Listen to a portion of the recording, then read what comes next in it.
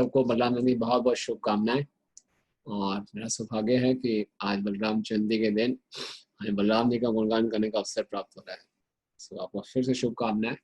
और मैं देख रहा हूँ कि चैट बॉक्स में बहुत सुंदर सुंदर नाम है, जय बलदेव दास, रेवती रामदास। तो आज तो बलराम जी का जन्मदिन है, तो ये नाम सुन के बड़ा अच्छा लग रहा है, बलराम जी का और स्मरण बढ़ रहा है। ओके, सो ओम अज्ञानतिमिरन्धस्य ज्ञानाञ्जनशलाकया चक्षुरुन्मीलितं येन तस्मै श्री गुरुवे नमः। श्री चैतन्य मनोभीष्टं स्थापितं येन भूतले स्वयं रूप कदा मह्यं ददाति स्वपदान्तिकम्। वन्देऽहं श्रीगुरु श्रीयुतापदकमलं श्रीगुरुं वैष्णवांश्च श्रीरूपं साग्रजातं सहगण रघुनाथान्वितं तं सजीवं साद्वैतं सावधूतं परिजनसहितं कृष्ण चैतन्य देवं श्री राधा कृष्ण पादान् सहगण ललिता श्री विशाखान्वितांश्च।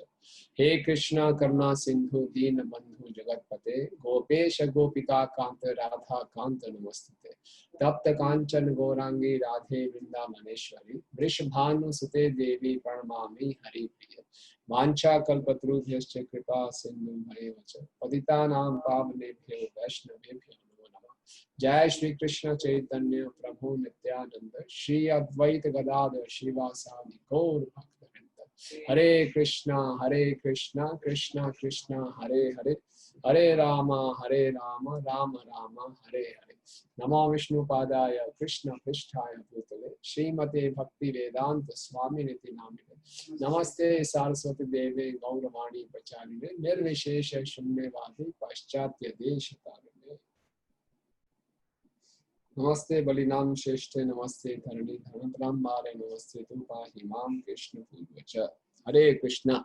तो आज बलराम जी का प्रकट दिवस है। आज से लगभग कोई 5200 वर्ष पूर्व बलराम जी भगवान श्री कृष्ण के साथ इस पृथ्वी पर प्रकट होते हैं। तो कोई कह सकता है किसी व्यक्ति का 5000 वर्ष पूर्व जन्म हुआ हो, उसको अभी तक हम क्यों मना रहे हैं और पूरा विश्व मना रहा है इतने उत्साह से, ऐसी क्या खासियत है? देखिए, बलराम जी और कृष्ण कोई साधारण व्यक्ति नहीं है, स्वयं परम पुरुषोत्तम भगवान है। और 5200 वर्ष हमें वर्ष लग रहा है कि बहुत दूर है, लेकिन बहुत ही रिसेंट का इंसिडेंट है। क्यों? क्योंकि कृष्ण और बलराम प्रकट होते हैं ब्रह्मा जी के एक दिन में केवल एक बार। आप बोलेंगे ब्रह्मा के दिन में डेली प्रकट होते हैं तो कौन सी बड़ी बात है? लेकिन ब्रह्मा जी का एक दिन मालूम है कितना बड़ा होता है? ब्रह्मा जी का एक दिन मानवीय वर्षों के अनुसार होता है 864 करोड़ सालों का। तो 864 करोड़ सालों में एक बारी भगवान स्वयं अपने बड़े भाई बलराम के साथ प्रकट होते हैं। और ये घटना इस पृथ्वी पर लगभग 5200 वर्ष पूर्व हुई। तो इसलिए बहुत हमारा विशेष सौभाग्य है कि हम सब श्रील प्रभुपाद की कृपा से आज बलराम जी के बारे में जानते हैं, बलराम जी के बारे में चर्चा कर सकते हैं, उनसे कृपा प्राप्त कर सकते हैं।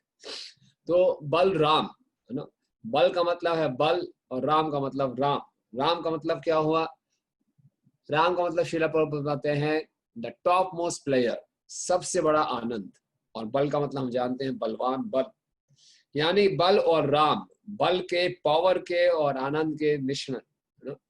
तो इस संसार में ऐसा कौन सा व्यक्ति है जो बल भी नहीं चाहेगा और आनंद भी नहीं चाहेगा? हर कोई चाहेगा। और इसका दूसरा मतलब ये भी है कि अगर हमें आनंद चाहिए तो हमारे पास बल होना चाहिए। आप इस संसार में देखते हैं कि जो व्यक्ति निर्बल है उसको आनंद नहीं मिलता। तो कौन सा ये बल है, इसकी आज चर्चा करेंगे।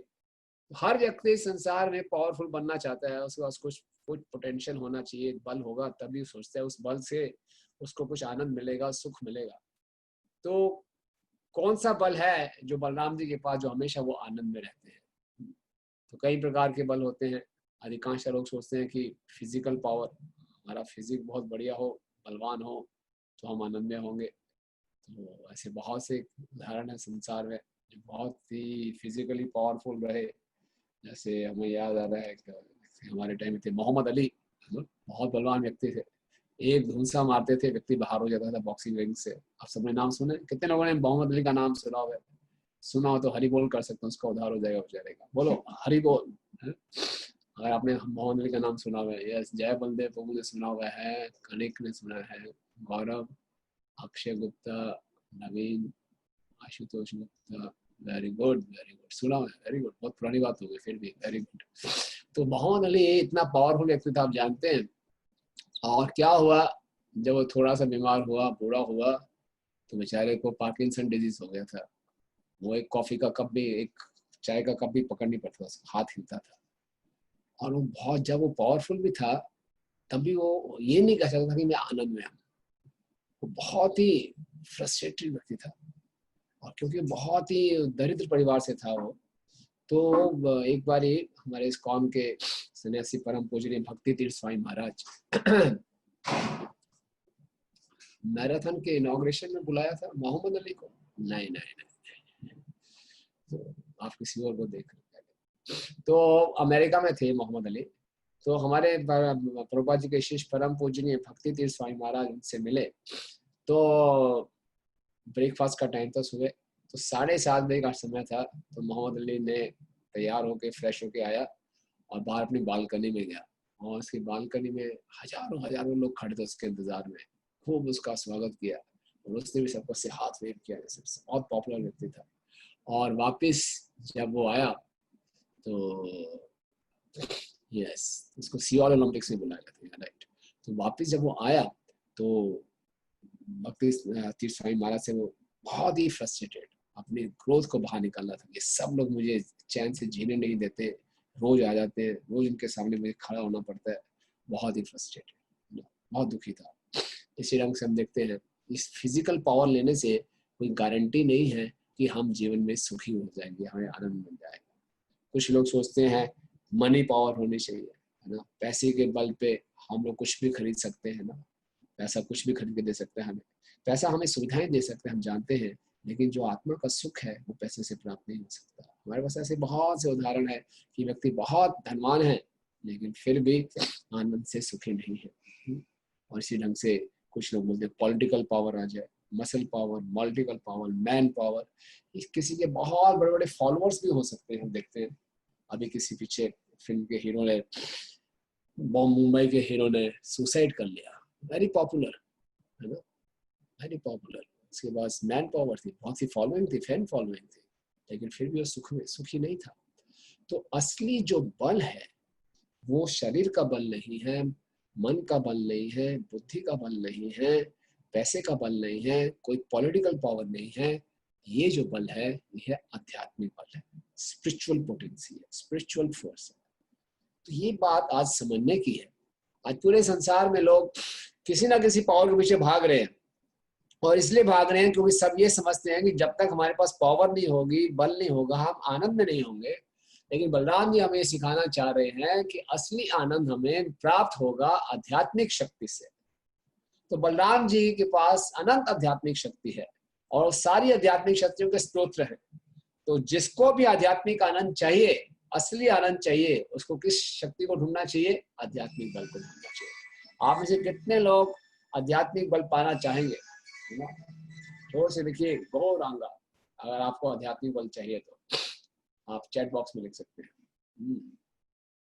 सबको चाहिए आध्यात्मिक बल, वेरी गुड। तो आज चर्चा करेंगे वो आध्यात्मिक बल हमें कैसे प्राप्त हो सकता है। बहुत इंपॉर्टेंट है हम सबके जीवन के लिए।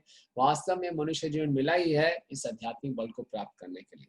अगर हमारे पास ये आध्यात्मिक बल है तो हम जीवन की किसी भी परिस्थिति का सामना कर सकते हैं। तो किसी के पास समझ लीजिए बहुत धन की शक्ति हो और बहुत शरीर की भी शक्ति हो और बहुत पॉलिटिकल पावर भी हो, लेकिन उसके पास आध्यात्मिक शक्ति नहीं है, वो व्यक्ति कमजोर पड़ सकता है। क्या आप शास्त्रों में से कोई उदाहरण दे सकते हैं कि एक किसी के पास बहुत तरह तरह की शक्तियां थी लेकिन वो एक उस व्यक्ति से हार गया, उसके सामने घुटने टेक दिए, जैसे पास केवल आध्यात्मिक बल था? ऐसे कुछ उदाहरण दे सकते हैं आप शास्त्रों से? Bharat, Hiranyakashipu, yes very good Rahul ji. Hiranyakashipu था और साथ में थे प्रहलाद महाराज। प्रहलाद महाराज छोटे से बच्चे और हिरण्यकश्यपु के पास कितनी शक्तियां, देवतागण उससे डरते थे, लेकिन प्रहलाद महाराज के पास आध्यात्मिक बल था। दुर्वासा मुनि, वेरी गुड, दुर्वासा मुनि और अम्बरीश महाराज। दुर्वासा मुनि के पास इतनी शक्तियां थी, योगिक शक्तियां थी, लेकिन अम्बरीश महाराज बिल्कुल भी डरे नहीं। इसी ढंग से Bharat Maharaj, very good. Haridas Thakur, excellent. Haridas Thakur को इतने बाजारों में पीटा गया लेकिन वो फिर भी टस से मस नहीं। रावण, या रावण के पास कितनी शक्तियां थी लेकिन अंत उसको हार मानी पड़ी। उसी तरह से दुर्योधन और कौरव भी हम जानते हैं। एक्सीलेंट। तो बलराम जी के पास से आध्यात्मिक बल वो कैसे हैं, क्योंकि बलराम जी कृष्ण के पहले विस्तार है। देखिए, भगवान के कुछ विस्तार होते हैं, कुछ अवतार होते हैं, है ना। विस्तार वो होते हैं जो भगवान अपना एक्सपेंशन करते हैं, अपना विस्तार करते हैं अलग अलग रूपों में, लीलाओं के लिए। और अवतार वो होते हैं जब भगवान नीचे पृथ्वी पर भौतिक जगत में अवतरित होते हैं, इसको बोलते हैं अवतार, और इसको बोलते हैं विस्तार। ओके, एक बहुत अच्छा उदाहरण देख कह रहे हैं विवेक देव जी। प्रभुपाद जी के पास भी जब अमेरिका में गए, ना कोई मनी पावर थी, ना कोई मसल पावर थी, इतनी वृद्ध अवस्था में भी केवल आध्यात्मिक शक्ति के बल पर पूरे विश्व में वो क्रांति लेकर आए। तो हम सब इम्पोर्टेंस समझ गए हैं कि आध्यात्मिक शक्ति कितनी इंपॉर्टेंस है। तो बलराम जी भगवान श्री कृष्ण के पहले विस्तार, और वो उनकी लीला में सहायता करते थे। और यही बलराम जी जब जब कृष्ण प्रकट होते हैं अलग अलग अवतारों में, बलराम जी उनके साथ प्रकट होते हैं। जब कृष्ण राम के रूप में प्रकट हुए तो बलराम जी लक्ष्मण बने। जब कृष्ण चैतन्य महाप्रभु बन के आए तो बलराम जी नित्यानंद प्रभु बन के आए। और इन तीनों अवतारों में हम देखते हैं, चाहे वो लक्ष्मण जी के रूप में हो, बलराम जी के रूप में, या नित्यानंद प्रभु के रूप में, उनका केवल एक ही उद्देश्य है, कैसे मैं कृष्ण की, भगवान राम की और गौरांग महाप्रभु की सेवा करूं। वो एक आदि सेवक है, मूल सेवक है। वो हम सबको ये सिखा रहे हैं कि भगवान की सेवा कैसे करनी चाहिए। वो हमें ये सिखा रहे हैं कि वास्तव में सेवा के भाव का मतलब क्या है, और हमें ये भी सिखा रहे हैं कि हर परिस्थिति में किस प्रकार से भगवान की शरण ग्रहण की जाए। यही सिखाने के लिए भगवान अपना विस्तार बलराम जी में करते हैं। बलराम इनकी लीलाओं में सहायता भी करते हैं, और साथ ही साथ हम जैसे बद्ध जीवों को एक उदाहरण उपस्थित करते हैं कि कैसे हम भगवान की सेवा में जुड़ सकते हैं। और इसके कई सुंदर सुंदर लीलाएं होती हैं। जैसे हम देखते हैं कि भगवान राम के साथ जब लक्ष्मण जी थे, तो लक्ष्मण जी ने कैसे सुंदर सुंदर तरीके से भगवान की सेवा की। जब सीता राम और लक्ष्मण वन में जाते थे तो लक्ष्मण जी आगे आगे चलते थे और पूरा का पूरा रास्ता साफ करते थे, कोई कांटे झाड़ियां इत्यादि ना हो। और कई बारी वो अपने हाथ नीचे रख देते थे ताकि भगवान राम को कांटे ना चुभे, भगवान राम अपना पांव उनके हाथों पर रखे। 14 वर्ष के लिए उन्होंने संकल्प लिया कि मैं विश्राम नहीं करूंगा, मैं सोऊंगा नहीं। ऐसा नहीं एक साधारण व्यक्ति की तरह संकल्प था। हम न्यू ईयर में रेजोल्यूशन लेते हैं, हम देखते हैं साधारण व्यक्ति में, और न्यू ईयर का रेजोल्यूशन एक दिन में टूट जाता है। 14 वर्ष तक, आप देखिए कितने ही विशेष बात है। उन्हें बिल्कुल आंखें नहीं मूंदी, सोई नहीं बिल्कुल। और इसके साथ साथ वो जो भी राम जी को मुश्किल से मुश्किल भी, कठिन से कठिन सेवाएं भी देते थे। जैसे वो कहते थे कि सीता मैया को आप जंगल में छोड़ के आओ, क्योंकि धोबी ने उनके ऊपर आरोप लगा दिया। भगवान लक्ष्मण जी का बिल्कुल भी हृदय नहीं था, लेकिन क्योंकि भगवान राम की आज्ञा का पालन करना था इसलिए वो गए। तो राम लक्ष्मण केवल केवल भगवान राम की सेवा करते थे। वाल्मीकि रामायण में बताया गया है, लक्ष्मण का अर्थ है लक्ष्मी यस्य संपन्ना, जिसके पास लक्ष्मी है। वो तो वन में थे, उनकी क्या लक्ष्मी थी? उनकी असली लक्ष्मी थी भगवान की सेवा। यानी कि ये सेवा की भावना है, ये हमारा असली धन है। मनुष्य से मिला है, इस धन को कमाने के लिए कैसे हम भगवान राम की सेवा करना सीखें। इसके साथ जैसे चैतन्य महाप्रभु के साथ नित्यानंद प्रभु आते हैं, तो नित्यानंद प्रभु को चैतन्य महाप्रभु ने आदेश दिया कि आप जाइए घर घर में हरि नाम बांटिए। नित्यानंद प्रभु क्या करते थे? बोलो गौरांगो भज गौरांगो, ला गौरांगे नाम रे, जे जना गौरांग भजे से हमार प्राण रे। वो कहते थे, सबको बोलते आप गौरांग का नाम लो, और जो व्यक्ति गौरांग का नाम लेगा वो मेरे प्राण है। नित्यानंद प्रभु घर घर जाकर लोगों से भीख मांगते थे कि आप एक बारी बस गौरांग का नाम ले लीजिए, अपने प्राण देने को तैयार थे। तो इस प्रकार से बलराम के रूप में, नित्यानंद प्रभु के रूप में, लक्ष्मण के रूप में वो हमेशा भगवान के साथ रहे और भगवान की सेवा करते रहे। इसके साथ साथ बलराम जी जो सबसे महत्वपूर्ण सेवा करते हैं, इस संसार में जो जीव भगवान से विमुख होकर आ जाते हैं, भगवान से अलग होकर भोग करना चाहते हैं, बलराम जी उनको कृष्ण के प्रति आकर्षित करते हैं। इसलिए भगवान का, बलराम जी का एक नाम और भी कहते हैं, संकर्षण। और जो जैसे कृष्ण की तुलना हम कर सकते हैं एक चुंबक से, और कृष्ण तो सर्व आकर्षक है, सबको आकर्षित करते हैं, लेकिन हम लोग को कृष्ण इतने आकर्षित नहीं करते हैं। हमारे संसार में अलग अलग आकर्षण। आजकल किसी का स्मार्टफोन है, बस उसी में डूबा रहता है। सब लोग घर में भी बैठते हैं, एक दूसरे से बात नहीं करेंगे, सबकी गर्दन नीचे, सब स्मार्टफोन में। वो इतना सर्व आकर्षक है, कृष्ण के प्रति आकर्षण नहीं होता। लेकिन जब हम बलराम जी की शरण लेते हैं तो बलराम जी हमारा जो आकर्षण है कृष्ण के प्रति विकसित करते हैं। और जो बलराम जी ऐसा करते हैं तो इसीलिए बलराम जी को गुरु कहा गया है, आदि गुरु। जो हमारे आदि गुरु हैं, सबसे पहले गुरु हैं। गुरु का अर्थ होता है जो हमें अंधकार से प्रकाश की तरफ ले जाए। गुरु, अंधकार क्या है, हम कृष्ण से आकर्षित नहीं है तो हम अंधकार में हैं। प्रकाश क्या है, जब हम कृष्ण से आकर्षित हो जाएंगे तो वो प्रकाश है। तो बलराम जी, जो जीव कृष्ण से विमुख हो गए हैं उनको वो कृष्ण के प्रति उन्मुख करते हैं, कृष्ण से वो आकर्षण विकसित करते हैं। जैसे कि हम देखते हैं बलराम जी गुरु के रूप में किसी भी जीव में प्रकट हो जाते हैं। जैसे अपनी शक्ति का संचार जो किसी जीव में करते हैं और वो जीव एक माध्यम बनते हैं हमें कृष्ण से जोड़ने के लिए, तो उसको गुरु कहते हैं। कथा आती है बिल मंगल ठाकुर जी की। बिल मंगल ठाकुर आप जानते हैं, एक दक्षिण भारत में एक ब्राह्मण थे और उनका एक आकर्षण एक वैश्या से हो गया था। तो प्रतिदिन उस वैश्या से मिलना चाहते थे, बिल्कुल उस वैश्या के ऊपर पूर्ण रूप से मोहित थे। और एक बार खूब आंधी तूफान वर्षा हो रही थी, रात्रि का समय था, तब भी उनके घर में किसी की मृत्यु भी हो गई थी। उन सब हालात के होते हुए भी वो उस वैश्या से इतने उसके प्रति आसक्त थे, रात्रि के समय वो निकले और गए, किसी ढंग से नदी पार की। नदी में कुछ नाविक भी नहीं था, एक लाश पड़ी थी, उनको पता नहीं चला ये लाश है। लाश को पकड़ के वहां चले गए और उसके जब घर पहुंचे, तूफान में कोई बाहर नहीं आ रही थी, तो एक सांप लटक रहा था, सांप को रस्सी समझ के उसके ऊपर लटक चले गए। और जब उस वैश्या से मिले, उस वैश्या का नाम था चिंतामणि, तो चिंतामणि कहा कि तुम्हें मेरे से मिलने के लिए इतनी आसक्ति है, तो यही आसक्ति तुम हरि के प्रति करो तो तुम्हारा जीवन सफल हो जाए। उसके एक वाक्य से उनका हृदय बदल गया, इसलिए उन्होंने अपने चिंतामणि को अपना गुरु माना। बाद में उन्होंने कई सुंदर ग्रंथों की रचना की और उन ग्रंथों में जब अपने गुरु को प्रणाम करते हैं तो सबसे पहला नाम वो चिंतामणि का लिखते हैं।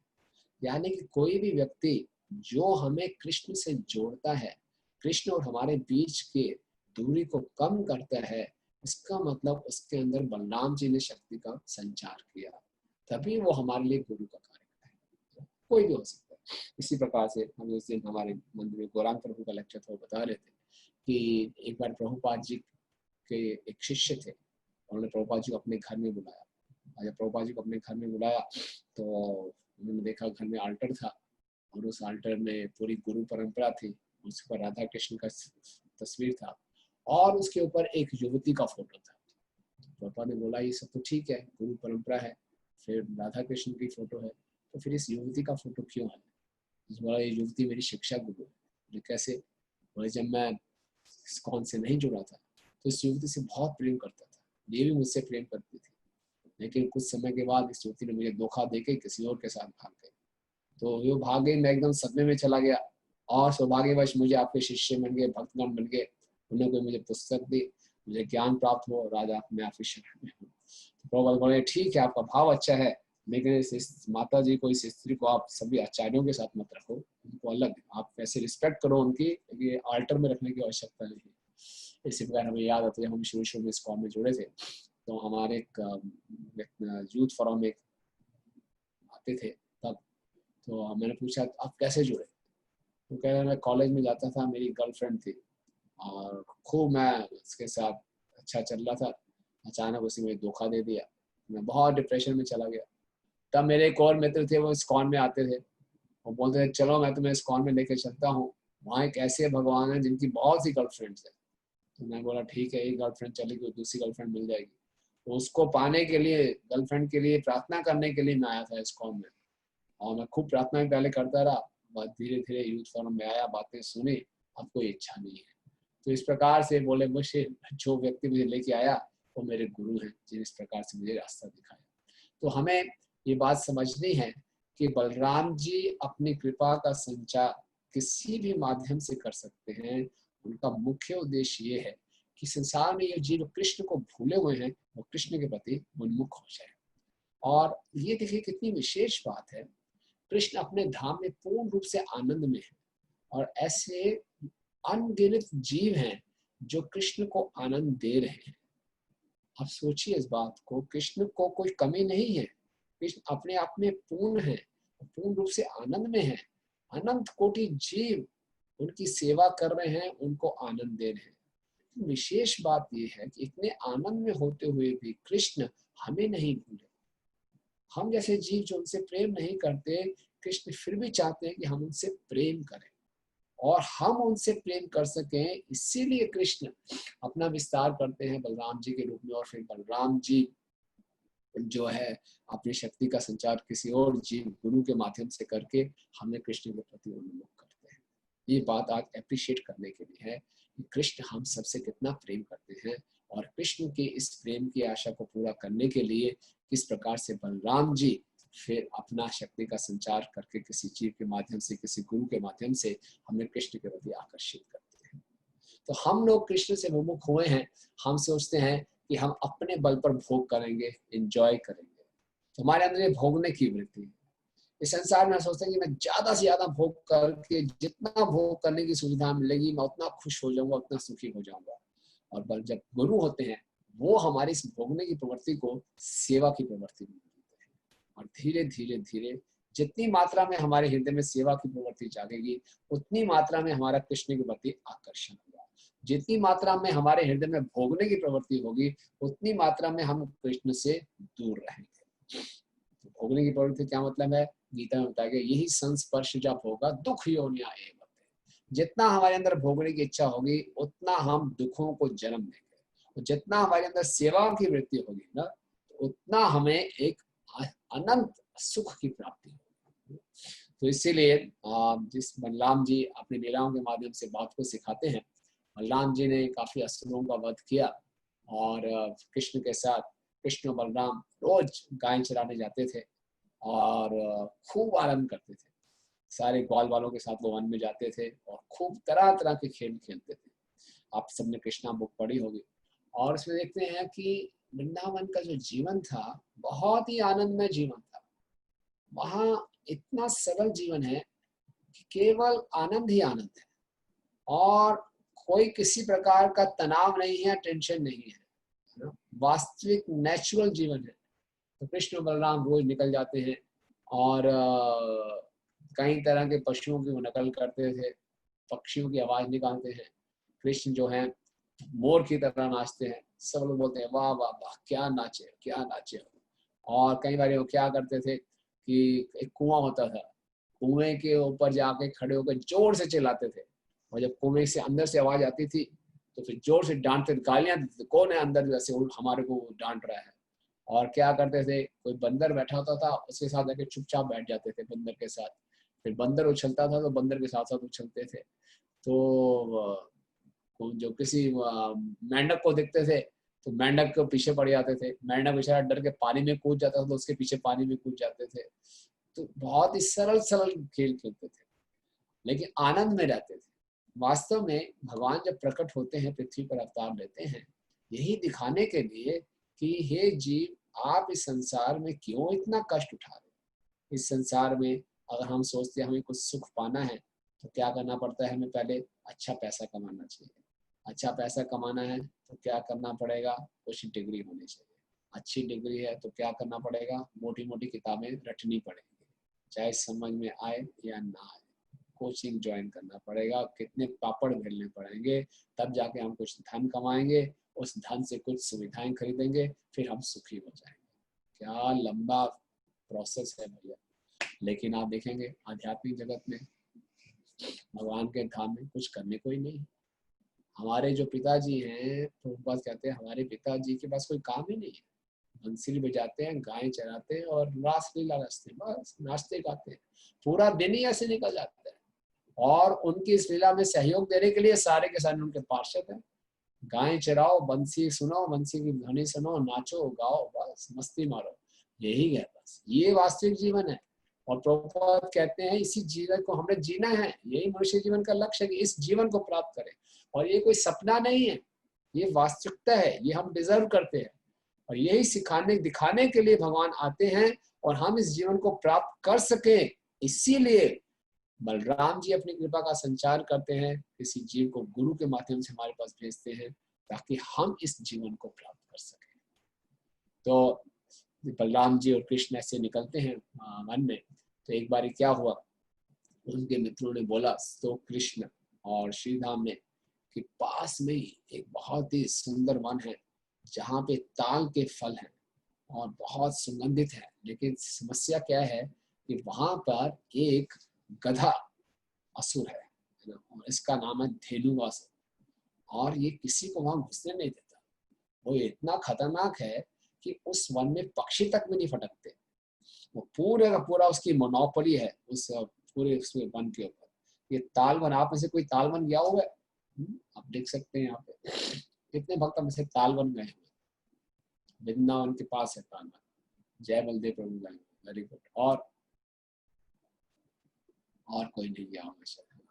ये तालवन मथुरा और गोवर्धन के बीच में पड़ता है, बिल्कुल सेंटर में है।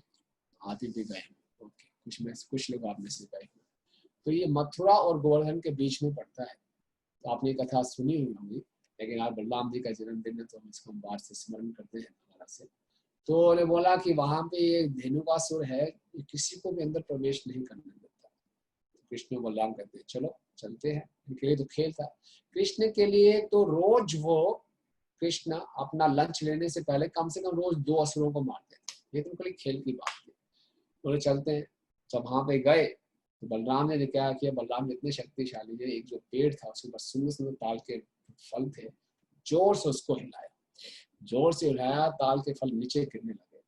तो धार धार धार इतनी जोर जोर से आवाज आई, धेनुकासुर की नींद खुली, किसकी हिम्मत जो मेरे एरिया में आ जाए। और जोर से घेंचू घेंचू करते जो गधा होता है, जोर जोर से बोलते हुए आवाज करते हुए आया, बड़े गुस्से में। और देखा 2 छोटे छोटे बालक खड़े हैं, उनके साथ और बालक खड़े हैं।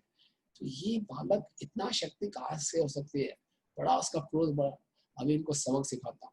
तो क्या हुआ, भागते हुए आया, पीछे से आ रहा था भागते हुए, और ऐसे बलराम खड़े हैं।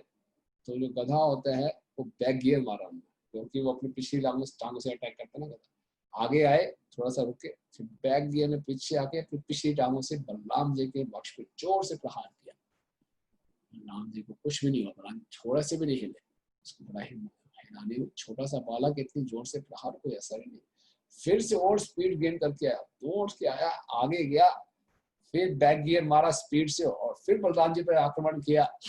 इस बार बलराम जी ने क्या किया, एक हाथ से उनकी टांगों, पिछली टांगों को पकड़ा और जोर से ऐसे घुमाया। इतना विशाल काय गधा जिससे सब लोग डरते थे। और बलराम जी की आयु उस समय 6 वर्ष के आसपास थी। कितने कोमल से वो बालक थे, लेकिन आप शक्ति देखिए, भगवान की शक्ति है। उनको उठाया और यूं जोर से घुमाया, और घुमाते गए, घुमाते घुमाते घुमाते जोर से दूर फेंका। वो ओलंपिक में कौन सी ऐसी गेम होती है, डिस्क थ्रो होती है, इतनी जोर से दूर से फेंका, और वो इतनी ऊंचाई में गया, बड़े बड़े वृक्ष थे, वो वृक्षों के ऊपर जो सबसे ऊंचा ताल वृक्ष था उनके ऊपर जाके वो गधा गिरा, धेनुकासुर। और उसका वजन इतना भारी था और इतने फोर्स से बलराम जी ने फेंका था कि वो जो पेड़ भी नीचे गिर गया, और पेड़ अपने साथ उसने और दूसरे पेड़ों को नीचे गिराया, पूरा क्रैश होते गए पेड़ ऐसे। जब ऐसा हुआ, अब उसके साथ उसके बहुत से असिस्टेंट असुर थे, वो भी सब गधे, और सबके सब दौड़ के आए जोर से शोर मचाते हुए। अब वो कृष्ण और बलराम जी के लिए तो खेल था। कृष्ण उठा उठा के फेंक रहे और बलराम जी उठा उठा के फेंक रहे, एक के ऊपर एक, पूरा का पूरा वन खून से भर गया। और विश्वनाथ ठाकुर जी बता रहे हमारे आचार्यगण इसकी टीका में कि जो गधे थे वो ग्रे कलर के थे, है ना, और उनके मुख से खून वून निकलना शुरू हो गया। लेकिन इतना वहां पे हिंसा का दृश्य था, लेकिन पेड़ के ऊपर गधे कहीं लटके हुए हैं, और ग्रे कलर के गधे हैं, मुंह पे खून टपक रहा है, और हरे हरे पेड़ है, कितनी बहुत ही सुंदर दृश्य था। तो ये भगवान है।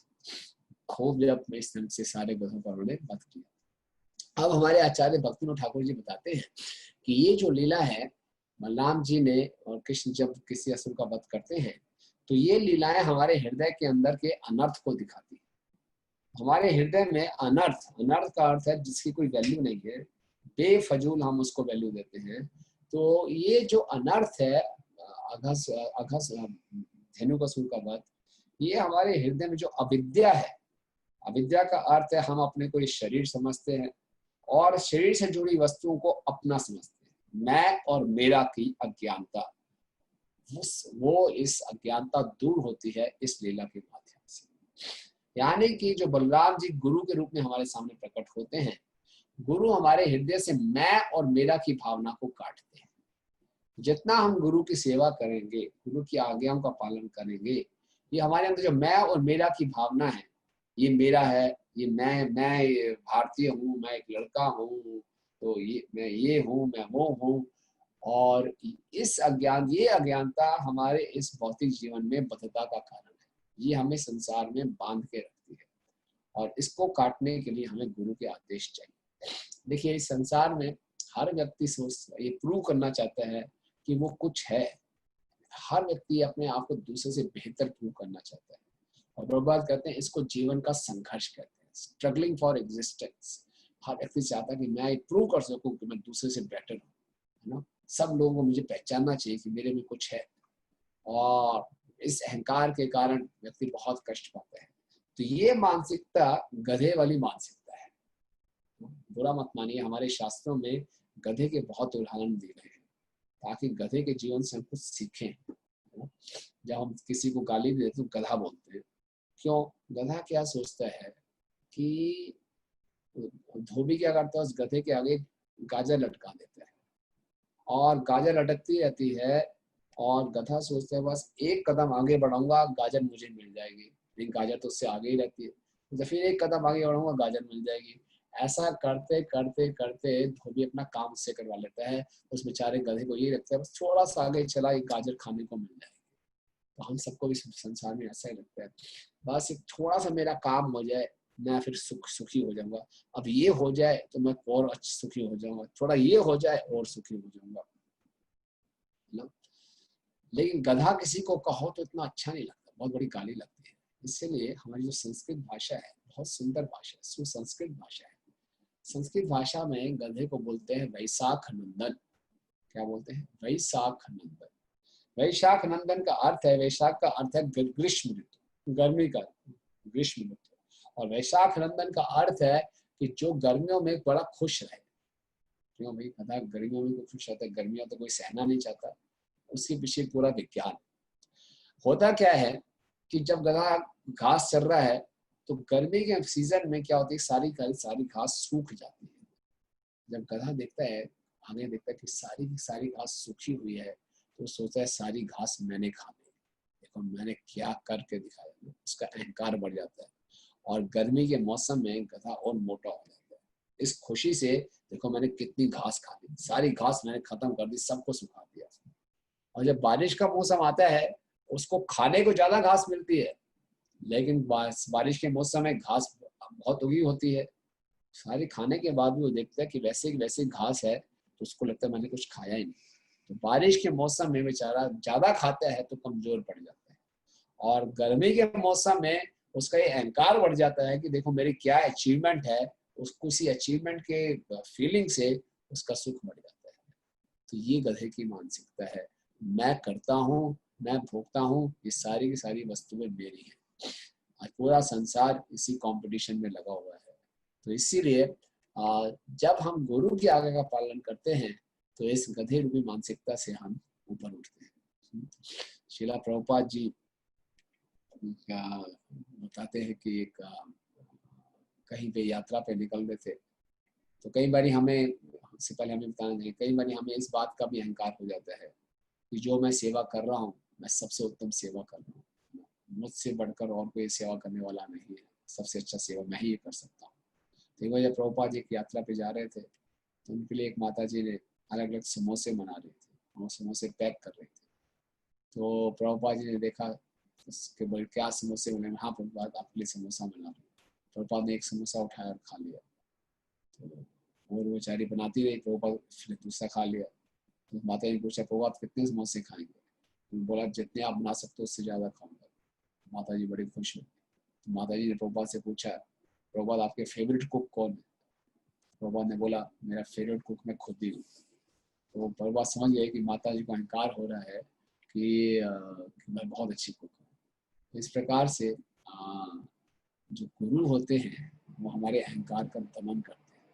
कई बार हमें गलत फहमी हो जाती है। हम अपने आध्यात्मिक जीवन में कुछ भी उपलब्धियां लाते हैं, उसका पूरा श्रेय गुरु को जाना चाहिए, गुरु को ही हाथ देना चाहिए। तो ये जो मानसिकता है, मैं और मेरे की मानसिकता, इससे हम ऊपर उठ सकते हैं गुरु की आज्ञा का पालन करने के। जैसे एक बार क्या हुआ कि प्रभुपाद भुवनेश्वर में आए, तो भुवनेश्वर में प्रभुपाद जी के शिष्य थे परम पूजनीय गौर गोविंद स्वामी महाराज, और प्रभुपाद इनको आज्ञा दे के रखी थी कि आप पुस्तकों का अनुवाद उड़िया भाषा में कीजिए। प्रभुपाद ने देखा कि भाषा अनुवाद बहुत स्लो चल रहा है, तो प्रभुपाद उनसे पूछा कि ट्रांसलेशन इतना स्लो क्यों चल रहा है। तो उन्होंने बोला कि बहुत काम है, मेरे को मंदिर कंस्ट्रक्शन भी करवाना है। तो प्रभुपाद ने बोला नहीं, आप अनुवाद पे ज़्यादा ध्यान दीजिए। तो ये एक और बालक है, एक और भक्त है, ये भागवत प्रभु, मोटा सा अमेरिकन है, इसको बोलो। बोले तो कल अमेरिका जा रहा है, लाओ उसको। तो संदेश भेजा गया, भागवत प्रभु आपको प्रभुपाद बुला रहे हैं। तो भागवत प्रभु डरते डरते आए प्रभुपाद के पास। भागवत प्रभु से प्रभुपाद ने पूछा आप अमेरिका जा रहे हैं? बोले हाँ, मैं यूँ वहाँ पे कुछ कॉलेज टीचिंग करूँगा। प्रभुपाद बोला नहीं, हम किसी और से करा लेंगे, आप यहीं रुको। प्रभुपाद सारी टिकट्स बुक है। बोले टिकट कैंसिल कर दो। प्रभुपाद मैं यहाँ रुकना नहीं चाहता, मेरा यहाँ स्वास्थ्य ठीक नहीं रहता, पेट खराब रहता है। तो मैं कोई बात नहीं, पेट खराब रहता है, लोटा उठाओ, बाहर जंगल में जाओ, बढ़िया फ्रेश होके आओ, कोई दिक्कत नहीं। मैंने प्रभुपाद यहाँ पे मेरा जीबीसी से बनता नहीं है। बोले कौन है जीबीसी? बोले ये हंसदूत जी है जीबीसी। मैंने उसको मैं चेंज कर और बताओ। मैंने प्रभुपाद बहुत बड़ी समस्या है। बोले क्या? प्रभुपाद यहाँ मैं सोलह माला भी नहीं कर पाता। तो बोला चलो कोई बात, सेवा ज्यादा करो, कोई बात नहीं। प्रभुपाद क्या कह रहे, हाथ जोड़ी प्रभुपाद, ठीक है जैसा आप कहेंगे वैसा ही करूँगा, मैं यहीं रुक जाता हूँ। तो गुरु की आज्ञा कई बार हमें हो सकता है बहुत कठोर लगे, लेकिन जो हमें आज्ञा मिलती है उस आज्ञा का पालन करके हम इस झूठे अहंकार से ऊपर उठ सकते हैं कि मैं ये हूँ, मैं ये सारी चीजें मेरी हैं। ये हमारे आध्यात्मिक जीवन में बहुत बड़ा बंधन है। तो इस धेनुकासुर के वध से बलराम जी हमें ये सिखा रहे हैं। इसके बाद हम देखते हैं एक बार फिर से कृष्ण और बलराम वन में गए और सुंदर सुंदर खेल खेल रहे थे। तभी वहां पे एक और असुर आया। उस असुर का नाम था प्रलंबासुर। ये प्रलंबासुर एक ग्वाल बाल बन के आ गया, और जैसे ही कृष्ण ने इसको देखा तो कृष्ण पहचान गए कि ये प्रलंबासुर है और ग्वाल बाल बन के आ गया। लेकिन कृष्ण की इच्छा हुई कि इस बार इसके वध में बलराम जी से कराऊंगा। तो प्रलंबासुर के हृदय में भगवान ने ऐसा ज्ञान दिया कि प्रलंबासुर को लगा कि कृष्ण को मारना तो बहुत कठिन होगा, इसके भाई को मारा जाए। तो दो पार्टीज बन गई, कृष्ण और बलराम की पार्टी बन गई, और ये हुआ कि जो पार्टी हारेगी वो जीतने वाले को अपने पीठ पे सवारी कराएगी। तो कृष्ण एक तरफ हो गए, बलराम जी एक तरफ हो गए, सब मित्र आपस में बट गए, खेल खेलने लगे। तो कृष्ण की पार्टी हार गई। तो क्या हुआ, कृष्ण ने अपने कमर पे श्री राम को बिठाया और सैर कराई, और प्रलंबासुर ने बलराम जी को बिठा दिया, और बलराम जी को बिठा के जल्दी से तेजी से भागा, दूर, बड़ा दूर जंगल में ले जाऊंगा और बलराम जी का वध कर दूंगा। और ये लीला घटी थी भांडीर वन में। और भांडीर वन गए आप में से कुछ भक्त लोग? भांडीर वन कौन कौन गया है?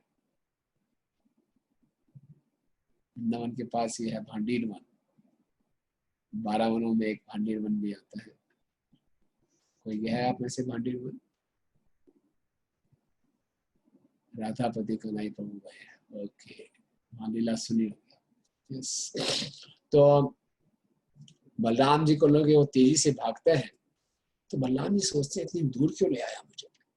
तो बलराम जी धीरे धीरे अपना वजन बढ़ाते हैं। जैसे जैसे बलराम जी का वजन बढ़ता है, प्रलंबासुर की स्पीड स्लो हो जाती है, और फिर प्रलंबासुर अपना असली रूप धारण करता है। बहुत विशाल काय, भयंकर काले रंग का, और उसके नुकीले बड़े बड़े दांत, और उसके एकदम तांबे के रंग के बाल, और सोने का मुकुट डाला हुआ उसने। तो ऐसा भयंकर रूप जो इतना विशाल काय बलराम जी देखते हैं, तो बलराम जी बड़े हैरान हो जाते हैं, ये असुर कहां से आ गया। बलराम जी सोचते हैं ये तो कृष्ण का मित्र था, ये असुर निकला। बलराम जी को चिंता हो जाती, कहीं कृष्ण भी तो कहीं खतरे में नहीं है पीछे। आप सोचते हैं बलराम जी इसका वध करना चाहिए। तो बलराम जी एक मुष्टि का प्रहार करते हैं और एक मुष्टि के प्रहार से उस प्रलंबासुर का वध हो जाता है, पृथ्वी पे धड़ाम से नीचे गिरता है और देवतागण ऊपर से फूलों की वर्षा करते हैं। बोलो बलराम जी की जय। तो ये जो है प्रलंबासुर का वध, तो इसमें भक्तिविनोद ठाकुर जी बताते हैं प्रलंबासुर का वध हमारे हृदय में जो काम वासनाएं हैं उसको इंगित करता है। संसार में हर व्यक्ति भोग करना चाहता है, पर पुरुष पर स्त्री का संग करना चाहता है, और कोई इससे ऊपर उठ गया तो समाज में पूजा लाभ प्रतिष्ठा की इच्छा रखता है। तो एक ग्रॉस स्थूल या सूक्ष्म रूप में जो काम वासनाएं हैं ये संसार में हमारे बंधन का कारण है, और गुरु की कृपा से हम इस अनर्थ से मुक्ति पाते हैं। तो ये काम जो है हमारे हृदय में जो प्रकट होता है, तो सबसे पहले प्रभुपाद बोलते हैं इस काम को छिपाने के लिए व्यक्ति का व्यवहार दोगलापन आ जाता है, उसमें डुप्लीसिटी आ जाती है, होता क्या है और वो दिखाता क्या है। और ये जो काम वासना है ये हमारे हृदय में ऐसे रहती है, हमारा मित्र बन के रहती है। हम सोचते हैं इस काम को मैं पूरा करूंगा तो मैं सुखी हो जाऊंगा। गीता में भगवान बताते हैं आवृतम ज्ञान एते न ज्ञानी न नित्यम मोहिना, ये हमारे ज्ञान को ढक लेता है और ये हमारा नित्य वैरी है। प्रभुपाद इसके तात्पर्य बताते हैं कि हमें जो संसार में सो कॉल्ड हैप्पीनेस मिलती है थोड़ी सी, सो कॉल्ड हैप्पीनेस प्रभुपाद कहते हैं, ये सो कॉल्ड हैप्पीनेस हमारे संसार में नित्य बंधन का कारण है, इसीलिए ये हमारा नित्य वैरी है। हमें दिखने में ऐसे लगा इस काम वासना को पूरा कर लूंगा तो मैं बहुत सुखी हो जाऊंगा, है ना। और पूरा संसार हमें इंस्पायर कर रहा है कि और कामों की इच्छाओं को विकसित करो और इन कामों की इच्छाओं को पूरा करने के लिए पूरा प्रयास करते रहो, इससे आप सुखी हो जाओगे। लेकिन पूरी दौड़ हम इसी में लगे हुए हैं और कामों की इच्छाएं बढ़ा रहे हैं, इच्छाएं पूरी होती नहीं, होती भी हैं तो और उसके प्रति लोभ बढ़ जाता है और फिर तरह तरह की कॉम्प्लिकेशंस आती हैं और इसमें हम उलझते जाते हैं। ये हमारे बंधन का कारण है कि ये थोड़ा सा सुख की आभास जो हमें होता है ये हमें बांध के रखता है। तो ये जब हम गुरु की आज्ञा का पालन करते हैं तो इन काम वासनाओं से हम मुक्ति पाते हैं। तो बलराम जी की कृपा से ये संभव होता है। और जिस प्रकार से बलराम जी ने अपना वजन बढ़ाया तो प्रलंबासुर की स्पीड स्लो हो गई, इसी प्रकार से जब गुरु की कृपा मिलती है, गुरु का मतलब है heavy, heavy with mercy and knowledge. तो जब हमें गुरु की कृपा और ज्ञान प्राप्त होते हैं उनके आदेशों के रूप में, तो फिर ये जो हमारे हृदय की जो काम वासना है उनकी स्पीड भी, लस्ट भी कम हो जाती है। तो इस प्रकार से बलराम जी ने वृंदावन में धेनुकासुर और प्रलंबासुर का वध किया। और उसके बाद बलराम जी की द्वारका लीला में भी बहुत सुंदर सुंदर लीलाएं हैं। एक बार बलराम जी रैवतक पर्वत पर कुछ गोपियों के साथ रास कर रहे थे। बलराम जी भी कृष्ण की तरह रास करते हैं, लेकिन बलराम जी जिन गोपियों के साथ रास रचाते हैं वो अलग गोपी हैं, कृष्ण की गोपियां अलग हैं। तो ये उस समय वहां पर एक गोरिल्ला आ गया, इस गोरिल्ला का नाम तो द्रविड। और ये जो गोरिल्ला है द्रविड गोरिल्ला, ये भगवान राम की लीला में इसने भाग लिया हुआ है। और ये द्रविड और इसके एक भाई थे मेंथ, वो सुग्रीव के सेना में थे और भगवान राम की सहायता कर रहे थे। लेकिन इस द्रविड से लक्ष्मण जी के प्रति अपराध हो गया था, और क्योंकि उन्होंने लक्ष्मण जी के प्रति अपराध किया था, उस अपराध का ये परिणाम हुआ कि द्रविड को कुसंगति में रुचि बढ़ गई। देखिए, जब हम किसी के प्रति अपराध करते हैं तो उसका परिणाम क्या हो रहा है, असत संग में हमारी रुचि बढ़ जाती है। तो द्रविड की रुचि असत संग में हो गई और द्रविड ने नरकासुर से दोस्ती कर ली और नरकासुर का वध भगवान श्री कृष्ण ने किया। जब उसके मित्र का वध हुआ तो द्रविड ने सोचा अब मैं कृष्ण से बदला लूंगा। तो क्या करता था, पूरे गांव को उसने जला दिया और बच्चों का अपहरण करके उनको पर्वतों की गुफा में छुपा दिया, स्त्रियों के साथ बलात्कार किया, साधु संतों के आश्रम में आग लगा दी, वहां मलमूत्र त्याग के उनकी यज्ञ स्थली को दूषित कर दिया। तो बहुत उत्पाद मचा रहा था। और इसी तरह से उत्पाद मचाते मचाते रैवतक पर्वत पर जब बलराम जी रास कर रहे थे वहां पे वो आ गया और वहां पे तरह तरह की आवाजें निकालने लगा, किल्ला किल्ला करने लगा, गोपियों को छेड़ने लगा, उनके वस्त्रों को छीनने लगा। तो बलराम जी को बड़ा क्रोध आया। बलराम जी ने अपना गदा उठाकर उसको मारने लगे और उसने पहले बलराम जी ने एक पत्थर उठाया, उसकी तरफ फेंका, तो उसने अपने आप को बचा लिया। फिर उसने इतना दुस्साहस किया, बलराम जी के हाथ में वारुणी थी। वारुणी एक पेय पदार्थ है जिसको बलराम जी पी रहे थे और खूब मस्त थे। उनके हाथ से वारुणी छीन के खुद पी गया। बलराम जी ने कहा ये तो बहुत हो गया। तो फिर बलराम जी ने उनके ऊपर आक्रमण करने लगे। इससे पहले उसने बलराम जी के ऊपर आक्रमण किया, एक पेड़ को उठाया और पेड़ को उठा के बलराम जी ने फेंका। बलराम जी ने के हाथ में एक गदा थी, उन्होंने उस गदा से पेड़ को काट दिया। उसके बाद दूसरा पेड़ उठाया, फिर फेंका, बलराम जी ने उसको भी फेंक दिया।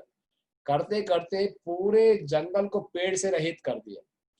फिर उसे चट्टाने उठा के बलराम जी ने फेंकना शुरू की और बलराम जी वो बड़ी बड़ी चट्टाने उठा के फेंकता था और बलराम जी उसको दूर फेंक देते थे। हमारे आचार्यगण बताने पूरा खेल चल रहा था। वो बड़ी बड़ी चट्टाने फेंकते थे और बलराम जी उसको दूर फेंक देते और सारी चट्टान चूर चूर हो जाती थी।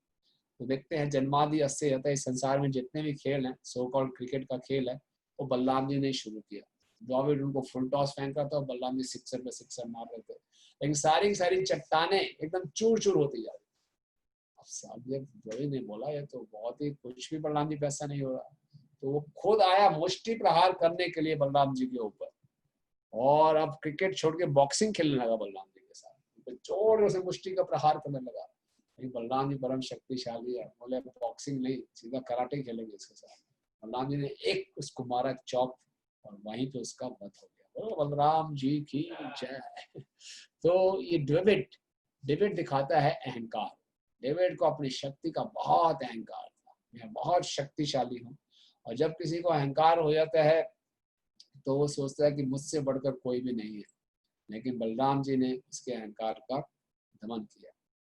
हमको इस अहंकार से बचने का प्रयास करना चाहिए, क्योंकि कुछ भी हमारे में अचीवमेंट हो जाती है, हमारा तुरंत अहंकार बढ़ जाता है। देखिए भौतिक जीवन में किसी के पास कोई स्किल आ जाए, कोई टैलेंट आ जाए, तो सोचता है कि बस मैं अपने आप में कंप्लीट हो गया, अब मुझे किसी की आवश्यकता नहीं है, अपने बलबूते पर कुछ भी कर सकता हूँ। ये बहुत बड़ी गलतफहमी है। लेकिन आध्यात्मिक जीवन जब आते हैं तो आध्यात्मिक जीवन में हमें रियलाइज करना चाहिए कि हमें सब कुछ प्राप्त हो जाता है, किसके कारण होता है? कृपा से प्राप्त होता है। श्रीला भक्ति सिद्धांत स्वामी ठाकुर महाराज कहा करते थे कि जो हमारे मंदिर हैं, जो मठ हैं, वो एक हॉस्पिटल के समान है। और जो हॉस्पिटल में, मंदिर में रहने वाले, मठ में रहने वाले भक्त हैं, ये हॉस्पिटल की नर्सेज और अटेंडेंट्स के समान है। और जो डॉक्टर हैं वो गुरु के समान है। तो जब यहाँ पे कोई पेशेंट आता है, भव रोग है, उसको बहुत पुराना रोग है, तो उसको फिर दवाई मिलती है। दवाई क्या है? हरि नाम और हरि कथा। लेकिन एक साधारण हम हॉस्पिटल में जाते हैं तो केवल दवाई लेने से हम ठीक हो जाते हैं, तो हमें डॉक्टर क्या है कैसा कुछ लेना देना नहीं। लेकिन इस आध्यात्मिक हॉस्पिटल में हरि नाम और हरि कथा की जो दवाई है, वो औषधि है, वो तभी काम करेगी जब डॉक्टर हम पे यानी कि गुरु कृपा करेंगे। यानी कि जब बलराम जी की कृपा होगी तभी ये हरि नाम और हरि कथा की औषधि हम पे ज्यादा प्रभावशाली होगी। इसलिए आध्यात्मिक जीवन में हमें हमेशा बेगिंग मोड में रहना है, भिक्षा मांगने के मोड में रहना है कि बस हम हमेशा कृपा पर निर्भर हैं। तो हमेशा इस प्रकार से हम अहंकार से बचे रहेंगे। क्योंकि हम देखते हैं भगवान श्री कृष्ण जब गोपियों के साथ रास रचा रहे थे, तो गोपियों को ऐसा लगा कि भगवान केवल मेरे साथ हैं। भगवान ने अपना विस्तार, कई जितनी गोपियां थी उनके साथ एक एक कृष्ण नृत्य कर रहे थे। तो हर गोपी को ये लग रहा था मैं कितनी विशेष हूँ, सब कुछ छोड़कर भगवान मेरे साथ ही है। भगवान धाम के कि सब गोपियों को अहंकार हो रहा है, भगवान तुरंत रास हृदय से अप्रकट हो गए। तो प्रभुपाद लिखते हैं जब किसी बात के अंदर अहंकार आ जाता है तो भगवान अपना एटीट्यूड उसके प्रति बदल देते हैं, भगवान अपना व्यवहार ही उसके प्रति बदल देते हैं। इसलिए हम सबको बहुत इसमें सावधान रहना चाहिए कि इस अहंकार से हम बचने का प्रयास करें। तो बलराम जी की इस लीला से हम देखते हैं कि गुरु की आज्ञा का पालन करके हम अहंकार से मुक्ति पा सकते हैं। इसके साथ साथ फिर बलराम जी जब कौरवों और पांडवों का युद्ध चल रहा था, तो बलराम जी ने सोचा मैं किसी भी की तरफ से, पार्टी की तरफ से युद्ध नहीं लड़ूंगा। तो बलराम जी निकल गए धाम यात्रा में। तीर्थ यात्रा में। और तीर्थ यात्रा करते करते वो पहुंच गए नैमिषारण्य में। और नैमिषारण्य जब वो पहुंचे तो वहां पे बड़े बड़े ऋषिगण और बड़े बड़े विद्वान वहां बैठे थे। और सब जैसे बलराम जी को देखा वो खड़े हो गए और बलराम जी को प्रणाम किया। और बलराम जी ने देखा सबने मुझे आदर दिया, लेकिन एक व्यक्ति जो व्यास आसन पे बैठा हुआ है वो व्यास आसन पे ही बैठा है, खड़ा भी नहीं हुआ, प्रणाम भी नहीं किया। उसका नाम था रोम हर्षण सूत, वो व्यासदेव जी का शिष्य था। तो बलराम जी को बहुत क्रोध आया, क्योंकि हालांकि ये सदाचार है, आप व्यास आसन पे बैठे हैं तो आपको उठने की आवश्यकता नहीं है, लेकिन अगर साक्षात भगवान ही प्रकट हो रहे हैं आपके सामने तो हमारा कर्तव्य है हम उठे और उनको आदर दें। तो बलराम जी ने क्या किया, एक घास का तिनका लिया और इस घास के तिनके से रोमहर्षण का सर काट दिया। अब बताइए, सारे ब्राह्मणों में हाहाकार मच गए। बोले हमने तो इनको भी आशीर्वाद दिया था कि ये चिरंजीवी हो जाए, इनका स्वास्थ्य अच्छा हो जाए, हर प्रकार के संकट से बचे रहे, और आपने इनका वध कर दिया।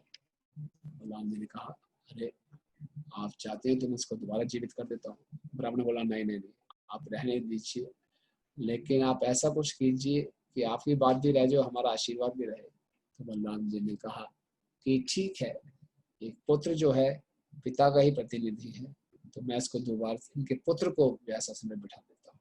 तो फिर उन्होंने उनके पुत्र सूत गोस्वामी को व्यासासन पे बिठाया।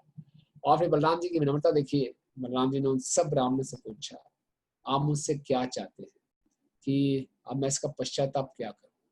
तो उन्होंने बोला आप दो कार्य करिए, एक और असुर है बलवल जो हमें बहुत सताता है, तो आप उसका वध कर दीजिए, उससे हमें मुक्ति दिलाइए, और इस ब्राह्मण के वध के लिए आप पश्चाताप के लिए सभी तीर्थ स्थानों में जाके स्नान कीजिए।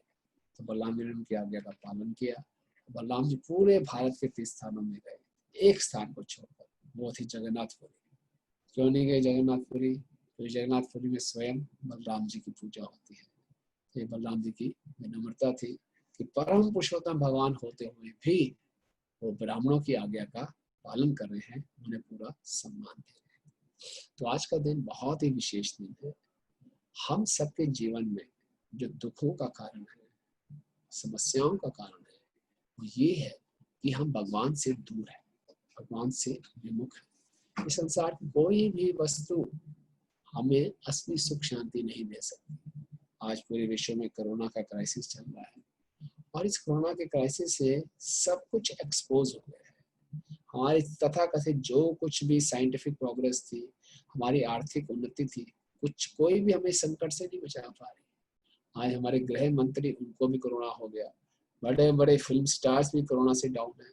तो कौन सी पॉलिटिकल पावर, कौन सी मनी पावर हमें एक छोटे से वायरस से नहीं बचा पाती? तो इसका अर्थ ये है कि संसार में किसी प्रकार की शक्ति हमें संसार के दुख में परिस्थितियों से नहीं बचा सकती। केवल एक ही तरीका है इस संसार के दुखों से बचने का, वो है भगवान के प्रति उन्मुख होना, भगवान के प्रति आकर्षण विकसित करना। और ये आकर्षण हम विकसित कर सकते हैं बलराम जी की कृपा से। और बलराम जी अपनी कृपा प्रदर्शित करते हैं गुरु के माध्यम से, प्रमाणिक गुरु के माध्यम से। और हम सब प्रमाणिक गुरु श्रील प्रभुपाद जी की शरण में। प्रमाणिक गुरु के माध्यम से हमारे हृदय में असली ज्ञान प्रकट होता है, हमारी अज्ञानता दूर होती है, और उस ज्ञान का पालन करके जो हमारी आत्मा, जो हम आत्मा हैं, उसके स्वाभाविक गुण प्रकट होते हैं। हमारी गुण, आत्मा गुण क्या है? आत्मा बहुत सुंदर है, सच्चित आनंद है। आत्मा वास्तविक रूप से, स्वाभाविक रूप से विनम्रता है, सहनशीलता है, करुणा है, दया है, सब कुछ है। लेकिन अब वो सब आवृत हो गई है इन प्रकृति के तीन गुणों के संपर्क में आने के कारण। तो हमारा ये मनुष्य जीवन मिला है कि हम प्रभुपाद जैसे प्रमाणिक गुरु की शरण में आकर उनकी आज्ञाओं का अच्छे ढंग से पालन करें, और हमारे जो वास्तविक स्वाभाविक गुण हैं उनको विकसित करें, और भगवान के प्रति आकर्षण विकसित करें। ये भक्ति इतना सुंदर प्रोसेस है, जैसे जैसे इसमें हम गंभीरता से आगे बढ़ेंगे, हमारा भगवान के प्रति आकर्षण बढ़ता जाएगा, तो ये और भी सुखमय होती जाएगी। और श्रील प्रभुपाद जैसे लिखते हैं कि वास्तविक ज्ञान ही वास्तव में व्यक्ति के चरित्र को बनाता है। ये एजुकेशन शब्द आप सब जानते ही होंगे, ये लैटिन वर्ड एडुकेरी से आया है। इसका मतलब है to bring out the best within you, जो हमारा असली, जो हमारे अंदर बेस्ट है वो वापस आए, इसका मतलब कि हृदय में ट्रांसफॉर्मेशन होना चाहिए। या खाली एजुकेशन, ये खाली इंफॉर्मेशन बेस्ड नहीं है। आज हम जितने कॉलेजेस में जाते हैं प्रचार करने के लिए, सबसे बड़ी समस्या वहाँ ड्रग्स की है। और आजकल जो स्टूडेंट्स है जो है पूर्ण रूप से कंफ्यूज्ड है। हमें याद है जब हम अपने स्टूडेंट टाइम में थे तो उस समय दिल्ली में जो डीटीसी बसेस थी उसका जो ऑल रूट पास था वो की कॉस्ट आप जानते हैं कितने की थी? किसी को मालूम है? पूरा ऑल रूट पास आप पूरी दिल्ली में कहीं भी घूम सकते हैं कितने भी समय के लिए। पूरे महीने में आपको केवल क्या देना, केवल 12.5 रुपए। 12.5 रुपए में आपका ऑल रूट पास मिल जाएगा। और ये 12.5 रुपए की कीमत गवर्नमेंट ने फिक्स की थी। आप सब तो उस समय आपका जन्म भी नहीं हुआ होगा, 1975-76 की बात। पूरी दिल्ली में आप घूमो 12.5 रुपए का पास, स्टूडेंट्स के लिए स्पेशल कंसेशन। और जब गवर्नमेंट इसको थोड़ा सा ही बढ़ाने का प्रयास करती थी, 12.5 से 13 रुपए करने का प्रयास करती थी, सारे विद्यार्थी गण बसों को जला देते थे। लगभग 15 साल तक यही कॉस्ट रही। दिल्ली सरकार की हिम्मत नहीं हुई 12.5 से 13 रुपए भी कर दे। तो ये आज की विद्या थी कि इस विद्या से कोई चरित्र नहीं है ना, दादागिरी है। लेकिन वास्तव में जो आध्यात्मिक विद्या है जो कि बलराम जी की कृपा से हमें प्राप्त होती है, तो वो क्या है कि हमारा चरित्र का विकास होगा। चरित्र विकास का अर्थ है भगवान के प्रति आकर्षण विकसित होगा। भगवान के प्रति आकर्षण के विकास का अर्थ है हमें असली आनंद की प्राप्ति होगी। तो आज पूरा संसार आनंद की खोज में है, लेकिन आनंद मिलेगा आध्यात्मिक शक्ति से। आध्यात्मिक शक्ति का अर्थ है आध्यात्मिक ज्ञान को प्राप्त करें, उसको अपने जीवन में उतारें।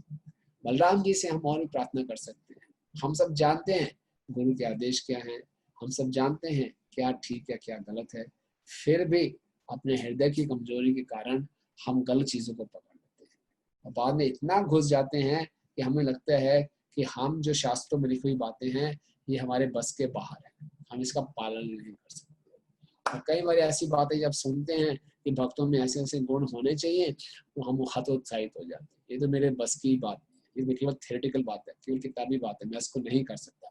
वहीं पे हम हार मान जाते हैं। नहीं, हार नहीं माननी, कृपा की याचना करनी है। बलराम से खूब प्रार्थना करनी है कि आप मुझे बल दीजिए ताकि मेरे हृदय की दुर्बलता दूर हो और मैं जो शास्त्रों में आप मुझे बता रहे हैं उसको अपने जीवन में उतार सकूं। ये कठिनाई नहीं है। भगवान गीता में बताते हैं अर्जुन को, वीत राग भय क्रोधा मन माया मामुपाशिता बहवो ज्ञान तपसा पूता मद भावा मागता। कि आप अर्जुन राग भय और क्रोध को त्याग कर मेरी शरण में आओ और घबराओ मत, बहवो ज्ञान तपसा पूता मद भावा मागता। तुमसे पहले ऐसे बहुत से लोग थे जिन्होंने इस मार्ग का पालन किया और मेरी शरण ग्रहण की और मेरे धाम को प्राप्त किया। इसीलिए तुम भी अगर इसका पालन करोगे तो तुम मेरे धाम को प्राप्त करोगे। तो हमें पूरे उत्साह के साथ बलराम से खूब असहाय अवस्था में रो रो कर प्रार्थना करनी चाहिए कि आप हमें वो बल दीजिए, आध्यात्मिक शक्ति दीजिए जिसे अपने हृदय की दुर्बलता को हम पार कर सके और जो शास्त्रों में लिखा है, जो कृष्ण के आदेश है, जो गुरु के आदेश है, उनको अपने जीवन में उतार सके। श्रील प्रभुपाद जी की सबसे आदेशों में से सबसे महत्वपूर्ण आदेश है कि हम प्रतिदिन 16 माला का जप ध्यान पूर्वक करने का प्रयास करें। हम लोग बहुत प्रयास करते हैं फिर भी जब ध्यान पूर्वक नहीं कर पाते तो हिम्मत नहीं आनी, बलराम जी से प्रार्थना करनी है ताकि हम इस आज्ञा का पालन कर सकें। कई बार आज्ञाएं दिखने में बहुत सरल लगती हैं लेकिन उसके पीछे भगवान की बहुत बड़ी कृपा होती है। केवल प्रभुपाद कहते हैं कि आप 16 माला का जप कर लेंगे, 4 नियमों का पालन कर लेंगे तो भगवत हम वापिस चले जाएंगे। इतनी सुंदर इंस्ट्रक्शन, इतनी सरल इंस्ट्रक्शंस इतिहास में किसी भी आचार्य ने नहीं। बलराम जी की कृपा से हमें इंस्ट्रक्शंस मिल रही हैं। आज हमें खूब प्रार्थना करनी चाहिए कि प्रभुपाद की इंस्ट्रक्शंस को हम आजीवन पालन कर सकें, 4 नियमों का सख्ती से पालन कर सकें और हमेशा 16 माला का जप ध्यान पूर्वक करने का प्रयास करते रहें। तो निश्चित रूप से हम ये शरीर छोड़कर भगवान के धाम में प्रवेश करेंगे। तो ये आज के दिन हम प्रार्थना कर सकते हैं। तो आप सब भक्तों को बलराम जयंती की बहुत बहुत शुभकामनाएं और भक्ति में पूरे उत्साह से हम लगे रहे। हम सब बहुत सौभाग्यशाली हैं कि हमें भक्ति करने का अवसर मिल रहा है, इसको हम खोए ना। इस संसार के छोटे छोटे आकर्षणों से आकर्षित होकर अपनी कमजोरियों में फंसकर हम हिम्मत ना हारें। कई बारी हम अपनी कमजोरियों में, पुराने संस्कारों के कारण बार बार गलत आदतों में फंस जाते हैं। तो हम सोचते हैं कि अब भक्ति करना मेरे बस की बात नहीं है। नहीं, भक्ति करना बहुत सरल है अगर हमें कृपा प्राप्त होती रहे। वो कृपा बड़ी आसानी से बलराम जी देने को तैयार है। हमें केवल कृपा की याचना करनी है, हृदय से उनको पुकारना है। हरे कृष्ण कृष्ण कृष्ण हरे हरे, हरे राम राम राम हरे